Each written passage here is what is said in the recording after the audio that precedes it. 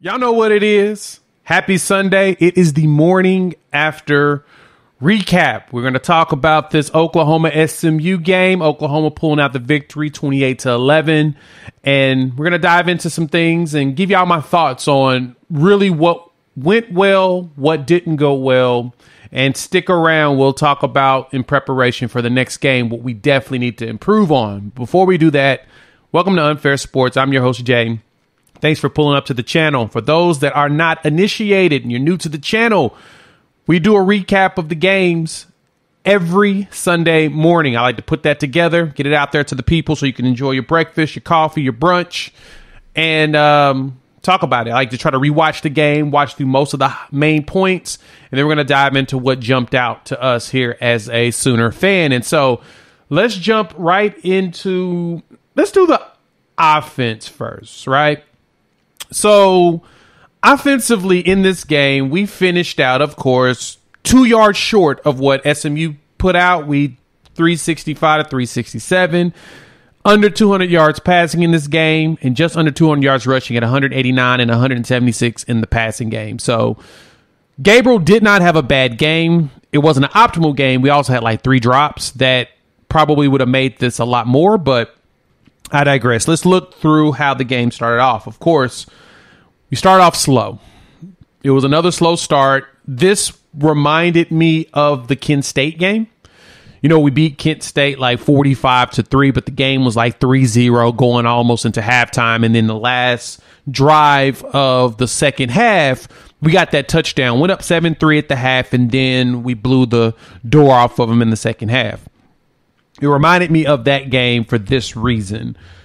It appeared that we offensively went about as vanilla as you can go. And I want to say this before I dive too deep into this game. I want y'all to understand and hear me when I say this. This will be the narrative of this video, so we're not going to bury the lead too far into the video. SMU will probably not lose any more games this season. This will probably be their only loss up until the conference championship, the AAC championship game. And I think that legitimately. They're a really good team. Shout out to my guy, Jimmy Green Beans. He had a beautiful stat that we'll talk about on the defensive side. But I just want y'all to know, I think that SMU is probably going to be a good team. I mentioned it in my video preview on Friday. SMU got like 20 or 30 something transfers in, and a lot of them came from D1 programs. So they have a lot of D1 talent. They'll be going to the ACC next year. You'll see a big influx in their money. SMU has D1 talent. There are a lot of people transfer there from other schools or whatnot. And so I wasn't surprised seeing that their defensive line slightly undersized at the 280 range with one guy at about 300. I think that was Chapman, and he was out there wrecking shop. They looked good, but we still ran it down their throat. And so offensive-wise, we did start the game off slow like in the Kent State game, and then we had that drive. Not only was that punt block by Peyton Bowen awesome, it wasn't supposed to happen, but he went and did it anyway instinctively, in which you're going to see a lot of him playing this year. We'll talk about snap counts in a minute. But we just looked super vanilla. And I feel like Lebby doesn't like showing his cards this early in the season, especially against teams that you shouldn't show your cards in and win the game. Remember, we covered the spread. Spread was at 1.16. It dropped to like 15 and a half before this game started because everybody was betting was taking that spread. And we covered it. So anybody that took it, I think Kirk Herbstreit took it as his super dog, and he lost because we covered this spread with this 17-point victory. Vegas was close. Just remember, Vegas be knowing what they talking about. So, but I think the one thing that I would like to see differently, what we did good was we blocked well for the most part. The pass game looked like we were trying to, like I said, keep it vanilla, and at the same time, SMU was literally playing deep the entire time. Every time I looked at a video, they had a safety that would just run back. Like, he was basically playing center field. It felt like the entire game. Probably not the whole game, but most of the game, it felt like it. And I kept noticing a lot of dime packages out of him. You would see, 6 corners out there, and then sometimes, most of the time, probably 5. They kept corners on there, so they were prepared for the pass. And so you saw a lot more intermediate passes from Gabriel across the middle The place y'all said that he needs to throw it more, he threw a lot more of those in this game, and he looked pretty good doing it, except for that drop by Gavin Freeman when he came across. I know that they were talking about on the broadcast that Stogner was open. If he would throw it to Stogner earlier, probably would have worked, but I think he recognized the way that secondary was set up. The secondary was waiting for passes like that. They were looking for those deeper passes the entire game. The Andrew Anthony touchdown was fantastic because we just basically confused him and hit that wide open spot. Gabriel is really good at doing that. And same thing with the Farouk. And then Farouk getting in space was what you want to see out of a player like him. And so the run game itself, we need to have more Tawee Walker to start the game. And I think Major should be the guy behind him if we're going to play those two running backs, especially against Tulsa. Now, hear me out. A lot of folks hit me up. We were talking about it in the Discord. If you don't know, we have a Discord. The link is in the description below. We talk Sooner Ball and we talk college football in general. If you're a fan of another team and you like my content and you want to come hang out, I'll make a channel for your team too. That way you can have your own corner and hang out with your friends and talk ball because we just love talking ball there. But anyway, let's continue forward. We were talking about this in the Discord about how Major would have been a lot better if they would have brought him in after Tawee. Like we, at a certain point in the game, Levy and them recognized, now we used to be physical. And so they put in Walker and he literally is just running it down their throat. 5.6 yards per carry, which is good. 21 carries, 117 yards.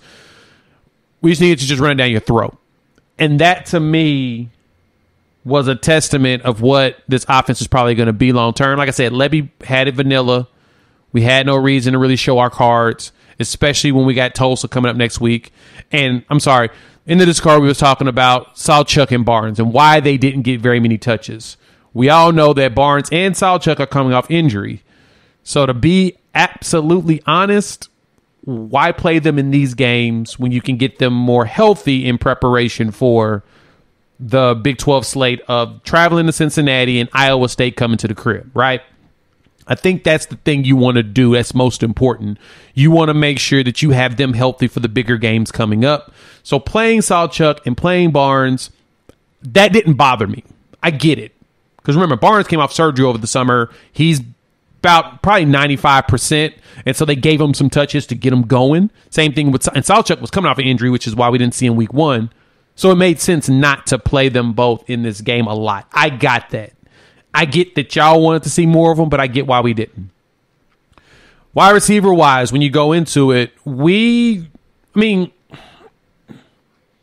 catches, 176, averaging 9 yards a catch. Would have liked us to get over 10 yards a catch, but at the same time, again, I mentioned SMU was playing back. They did not want to give up the deep pass. Smart on them. Andrew Anthony got that touchdown, 29 yards.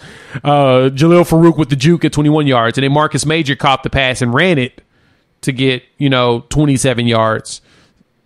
And that kind of tells you enough of what we were expecting, what we were trying to do, I guess you could say. Not expecting, but more so what we were trying to do. But also outside of that, things we need to improve. Blocking, we were a little sloppy. Rouse getting that penalty was dumb. If y'all noticed, Savion Byrd gave up that sack. We didn't see him again. And I don't want to jump on Savion because I think he didn't have a good game. He had a great game against Arkansas State. He looked strong, looked like he was just pushing people around. This game against linemen that are just as physical, he struggled. So he's going to have to get that confidence back up and push himself forward. So you saw Troy Everett the rest of the game, which is why I think you saw Tawee Walker start to break out more too. Andrew Ryan was out there pushing folks around. And you could see in a few plays, he was just pounding. He was pushing them 300 pounds. Muscling his way through. That's what you want to see. So y'all should be happy with the overall line play. Grade-wise, it wasn't the highest grade we wanted, but we got a 75 on the PFF score. So overall, run blocking was not bad. The pass blocking was where we saw a little bit of a struggle. But overall, I think we played a solid vanilla game. If I give it a grade, I give it a B. It was a B game. At highest, it'll be a B. At lowest, I can go B minus, but I say it's a B. We did not really show much, but we didn't execute on the level we should have. You get what I'm saying? I would have loved to have seen even an attempt at the deep ball, and I get why they didn't. But I would have liked to have seen a couple of attempts just to let's get Andrew Anthony out there and blow the top off. Act like you're playing NCAA 14. Step back with your fast dude, get a 5 drop, and just launch it and just see if the dude can outrun the other guy. Sometimes you got to do that just to test it out. Last thing wise, we brought in Jackson Arnold on a few Jackson Arnold packages. Felt like kind of like Belldozer type packages. You know what I'm saying? You bring him in short yards and let him get the first downs. You're going to see a lot of that. And I think they do have packages where he passes it too that you will see this season. So you're going to see Jackson Arnold all year. Don't be surprised in watching him play. He's going to come out early. He's going to come out often. We're going to leverage him in confusion. We're going to leverage him to get him the experience because we're going to need him going into the SEC. So do not be surprised seeing Jackson Arnold out there. In this game, it was interesting. We used him for short yardage. But Dillon Gabriel had a good game, 19 for 27. If he didn't get those 2 drops, that goes up to 22 for 27, 176. Probably more yards than that if you get those catches. So, and 4 touchdowns. 70% completion and 4 touchdowns. Y'all like that. Just don't act like you don't. It was a solid performance by him. He did what he was supposed to do. He played based upon the game that was called in front of him. So, let's move on from that. Hop in the comments. Let me know how y'all feel about this one offensively. This is going to be a longer video because there's a lot to talk about on the defensive side too. Let's look at the defensive side. Yeah, this video is going longer. We really got a lot to talk about. So defensive side of the ball, there was a lot to really be excited about what the defense can do. They held SMU to 11 points. Key Lawrence had a big game. Key kind of proved a lot of us wrong. And I think what makes his game so big was that as against an opponent that's known for doing big things on the offensive side of the ball. I mentioned before that our friend of the show, Jimmy Green Beans on Twitter, at Sooner Only, had a nice little stat here. And it's one of those that y'all need to recognize when it comes to talking about this game. This is what he tweeted. SMU has had a top 15 scoring offense nationally in each of the last 4 seasons. In any of those seasons, they've never scored as few as 11 points. Tonight's 11-point output is their lowest scoring game since 2017.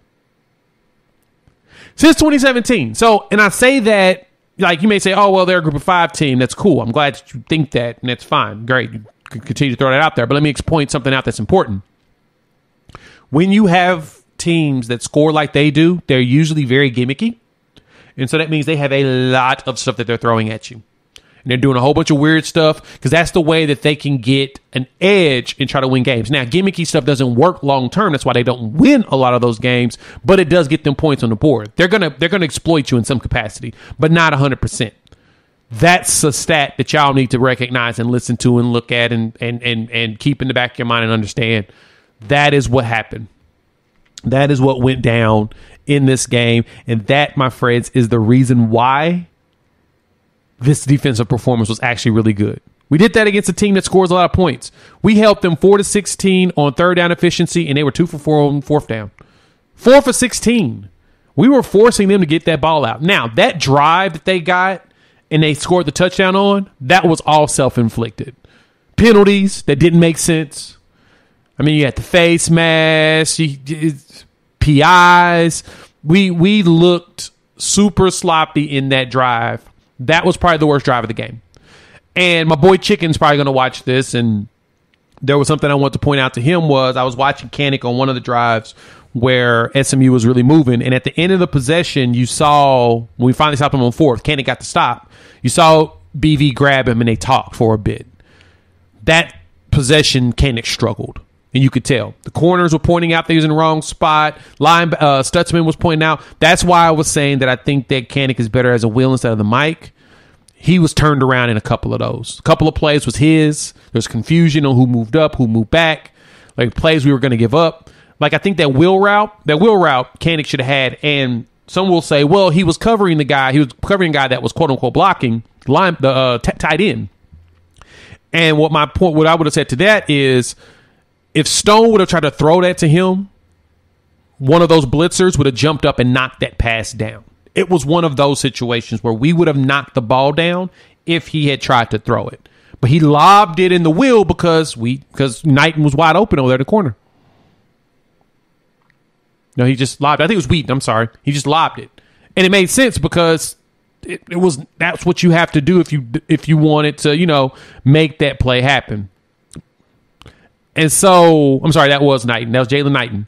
But he went back and he just lobbed it in the air. So, yeah, but overall, defensively, we played a good game. Stutzman was all over the place with 17 total tackles, with 5 solos, had the sack, 2.5 tackles for the loss. Stutzman's your MVP on that. Buy your Kip Lewis stock now. He played in a good amount of snaps, 9 total tackles, guys. He was everywhere. Key Lawrence with that tackle for the loss, and he was all over the place. We had 5 tackles for the loss in this game. That's a good showing. And they started to play a little more max protect because they were trying to stop our defensive line from getting to their quarterback. And this was the second game in a row. The quarterback was getting rid of that ball fast because there was no time, but we were putting pressure on them. The 2 times we had where we were going to potentially get a sack, Stutzman got the sack, and then Downs got the face mask on accident. Like, he grabbed him. He stoned it, couldn't throw it because coverage-wise, we didn't allow it. He couldn't go underneath like he wanted to. And as soon as Downs was grabbing him, you could see that he was reaching to try to grab the waist, and he reached a little too high, grabbed the face mask, and he realized it real quick. As soon as he pulled it, he let go and was like, got the sack, but I got the face mask too. So, no, that was good defensive play. R. Mason Thomas and PJ Adebaware got out there and got some pressure on them. I would like to see more from the defensive line, like Dejon Terry, Grayson Halton, G-Baby. You want to see more of them, but they were getting pressure. They were getting pressure. And that run game struggled for SMU. They didn't get as many rushing yards as they would have liked.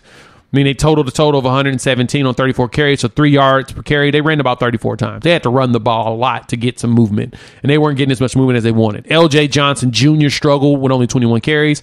Knighton was not too bad at 15 for 76 yards. That 23-yard run was pretty good, but overall, he's the only person that had a run over 10 yards. Defensive line was run stuffing like crazy, and they got a really good grade from PFF on that. Yeah, and we tackle good. I think we have a combined 8 missed tackles in the first 2 games this season. 8. I think we had like 30-something going into 2 games. Yeah, we're playing good football. George Stoya, friend of the show that joined us recently, he had all of the hits. He had the missed tackles, which warmed me up. Yeah, between the first 2 games last year against UTEP and Kent State, we had 33 missed tackles, and we only 7 missed tackles in the first 2 games this season.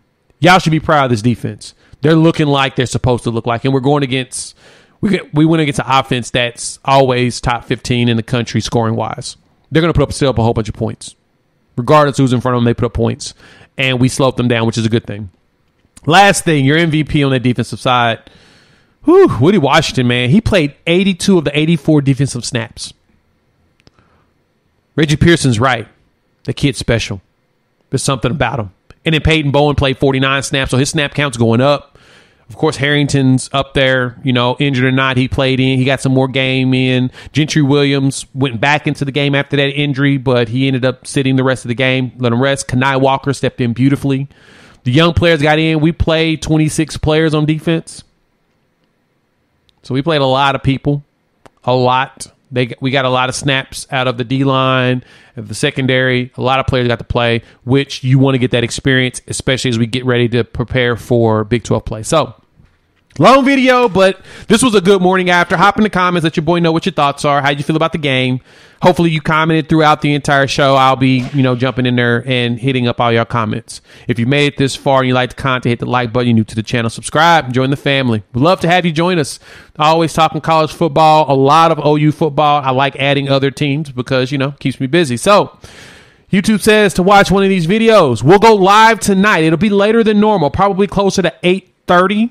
I have a prior engagement that got moved around twice. And so because of that, I'll be home a little late. And we'll dive in and talk ball. Besides that, chop it up in a bit.